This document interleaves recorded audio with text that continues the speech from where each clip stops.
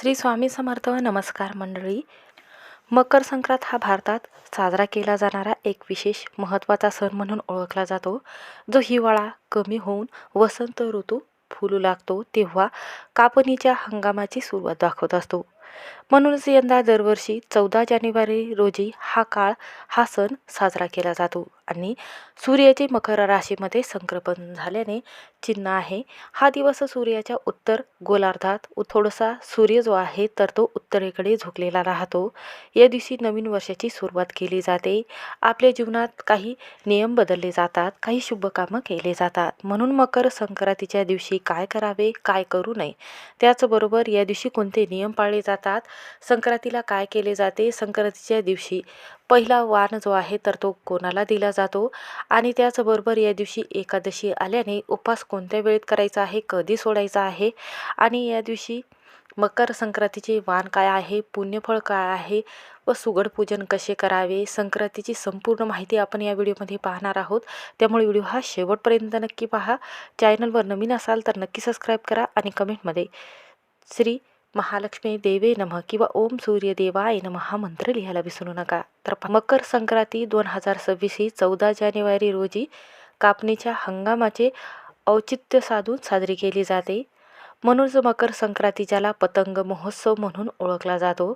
म्हणूनच दरवर्षी 14 किंवा 15 जानेवारीला आपण साजरी करत असतो. म्हणून यंदा मकर संक्रांती 14 जानेवारीला साजरी करायची आहे.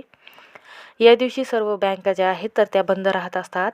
अनेक कामं या महिन्यात केले जात नाही, जसं की लग्न कार्य असेल किंवा लग्नाची बोलणी असेल, वास्तुशांती असेल, तर ह्या गोष्टी या पौष महिन्यात चुकूनही करायच्या नाही किंवा करू नये. मकर संक्रांती सूर्याच्या उत्तरेकडे प्रवासाची सुरुवात उत्तरायण दर्शवत असतो. या दिवशी सूर्य मकर राशीमध्ये प्रवेश करत असतो. या दिवशी लोक पवित्र गंगेमध्ये किंवा जमुनाच्या संगमावर पवित्र स्नान करत असतात. या दिवशी दानधर्म करत असतात. दानधर्म केल्याने कोणत्याही कामामध्ये आपल्याला यश मिळत असते. आपल्या घरामध्ये अन्नधान्याचा साठा हा कधीच कमी पडत नाही.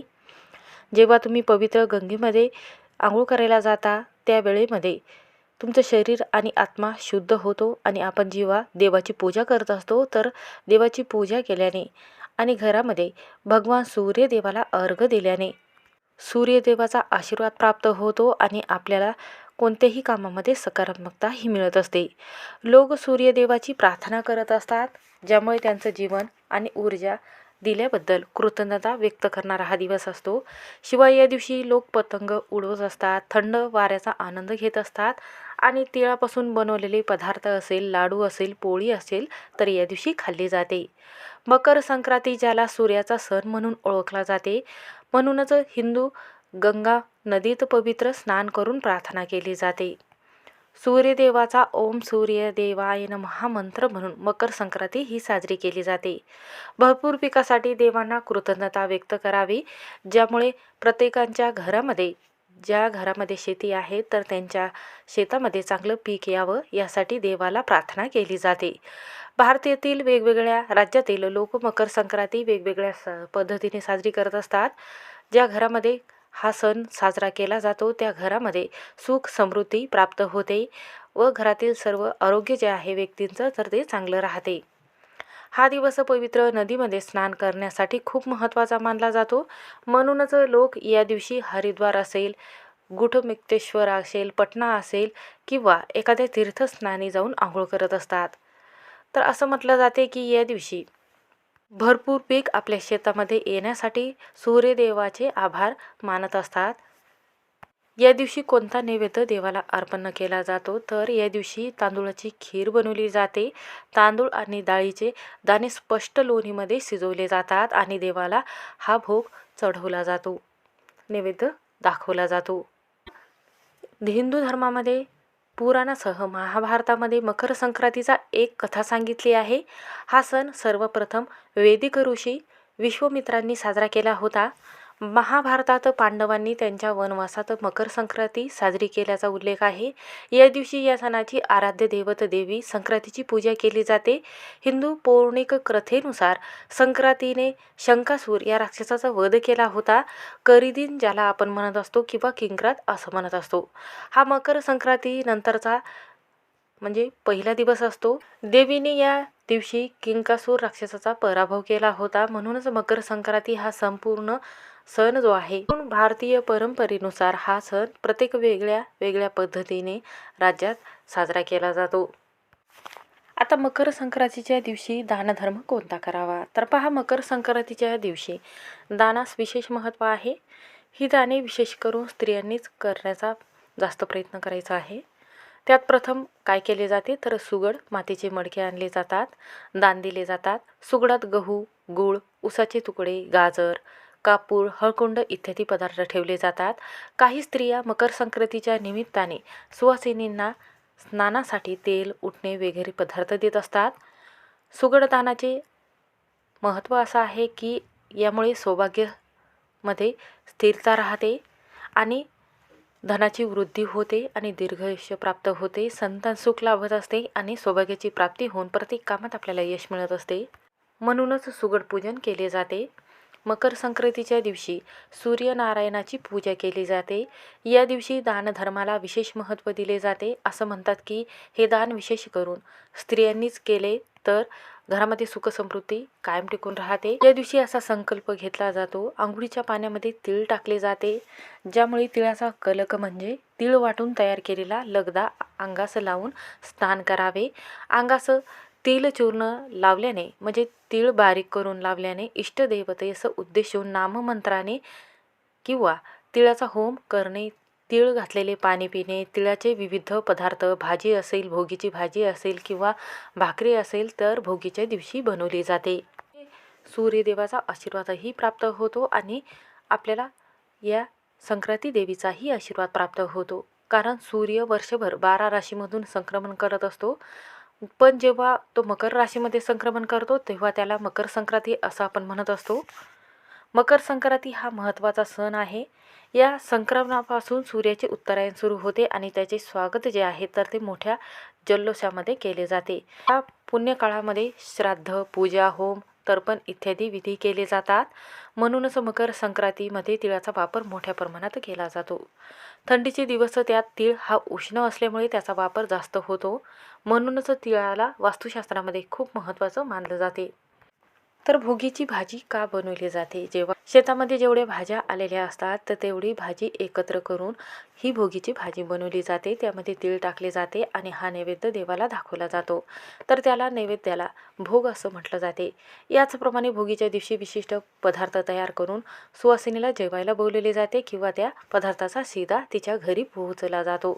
यालाच भोगी देणे असं म्हटलं जाते. भोगी या सणाच्या दिवशी दिवाळीचा सारखाच उत्तम उत्सव जो आहे तर मोठ्या थाटामाटात साजरा केला जातो.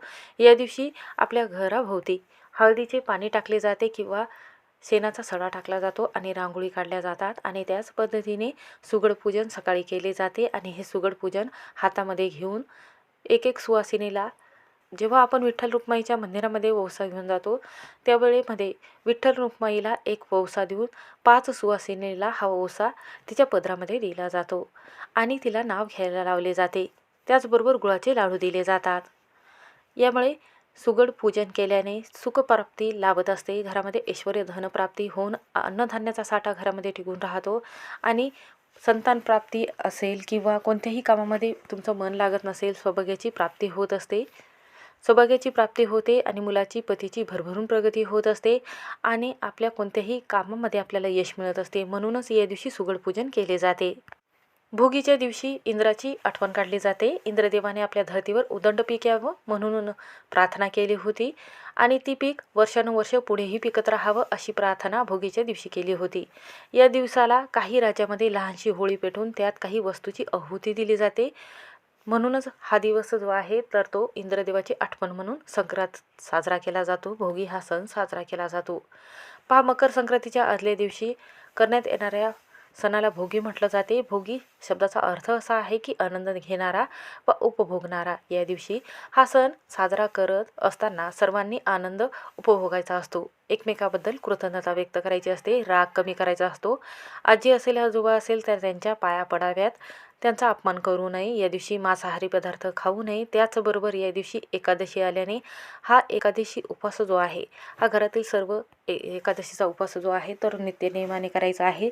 संक्रांतीचे पूजन तुम्ही जर करत असाल तर योग्य पद्धतीने पूर्ण पूजन करायचं आहे. परंतु संक्रांत ही देवीला आणि आपल्या सौभाग्याची प्राप्ती होण्यासाठी हा उपवास केला जातो. कारण देवीने शंकासूर या राक्षसाचा वध केला होता आणि एकादशी जी आहे तर ही भगवान श्री हरी विष्णूला प्रसन्न करण्यासाठी आणि आपल्या घरामध्ये सुख समृद्धी येण्यासाठी एकादशीचे व्रत केले जाते, ज्यामुळे आपल्या कोणत्याही कामामध्ये आपल्याला यश मिळत असते. म्हणूनच आपल्याला काय करायचं आहे, संक्रांती देवीने किंकासुराचा राक्षसाचा वध केला होता, परंतु या दिवशी आपल्याला एकादशीचे व्रत जे आहे तर ते मनोभावी पाळायचे आहे. कारण हा दिवस ब्रह्मांड नायक श्री हरी विष्णूला प्रसन्न करण्यासाठी एकादशी सर्वात पवित्र म्हटली जाते आणि मोठी म्हटली जाते. सर्व सणापेक्षा एकादशी मोठी म्हटली जाते, कारण श्रीहरी विष्णूची यामध्ये पूजा केली जाते, माता लक्ष्मीला प्रसन्न केले जाते. म्हणूनच आपल्याला हा उपवास जो आहे तर एकादशीचा पकडायचा आहे. तुम्ही जेव्हा विठ्ठल रुक्माईला ववसा देण्यासाठी जाता त्या वेळेमध्ये आपल्याला काय करायचं आहे, तर हा ववसा आपल्याला अर्पण करायचा आहे. पुरणपोळीचा नैवेद्य अर्पण करायचा आहे किंवा तिळाचे लाडू असेल, तिळाच्या पोळ्या असेल तर हा नैवेद्य अर्पण करायचा आहे मंदिरामध्ये. आणि त्यानंतर काय करायचं आहे, आपल्याला जे आपण सुगड पूजन घेतलेलं आहे तर विठ्ठल रुक्माईला अर्पण करायचं आहे. आणि त्यानंतर बाकीचे जे 4 सुगड पूजन आपण करून ताटामध्ये घेतलेले आहे तर 4 सुवासिनीला आपल्याला हे वाटप करायचे आहे, ज्यामुळे काय होते, सौभाग्याची प्राप्ती होते, संतान सुख लाभत असते. घरामध्ये आर्थिक परिस्थिती जर ढासळलेली असेल तर ती व्यवस्थित होते, कर्जमुक्त होते आणि प्रत्येक कामात आपल्याला यश मिळत असते. म्हणूनच भोगीच्या दिवशी ही बाजरीची भाकर तीळ लावून केली जाते आणि भोगीचे पदार्थ जे आहे, भाजी जी आहे ती एकत्र बनवून खाल्ली जाते आणि त्यामध्ये तीळ टाकले जाते. म्हणून हा सण जो आहे तर तो मोठ्या थाटामाटात साजरा केला जातो. कोणाला चुकीचे शब्द बोलू नये, कोणते नियम पाळायचे आहेत ते बघूयात. म्हणूनच हा सण मोठ्या थाटामाटात साजरा केला जातो. या दिवशी मांसाहारी पदार्थ खाऊ नये व भाजीमध्ये ही भाजी चुकूनही टाकू नये. जसे की मसूर डाळ असेल, उडदाची डाळ असेल, कांदा लसूण असेल तर ह्या 3 भाज्या चुकूनही या दिवशी बनवू नका.